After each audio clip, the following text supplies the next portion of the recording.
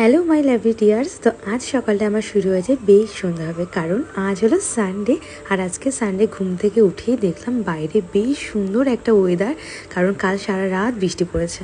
আমি কিন্তু বৃষ্টি ভীষণ পছন্দ করি, বৃষ্টি পড়লে আমার খুব ভালো লাগে। বাট এই যে ঠান্ডা ঠান্ডা ওয়েদারটা থাকে, কিন্তু কী বলতো, সারা সপ্তাহ অফিস থাকলে তখন বৃষ্টি পড়লে একটু প্রবলেম হয়ে যায়। আর যেহেতু সানডেতে আজ কোনো প্রবলেম হচ্ছে না।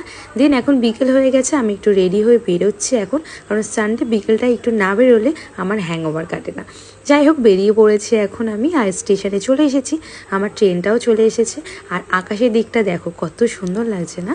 তো ট্রেনে করে আমি নেমে পড়লাম, এখন আমি যাচ্ছি আমার গন্তব্যস্থানে।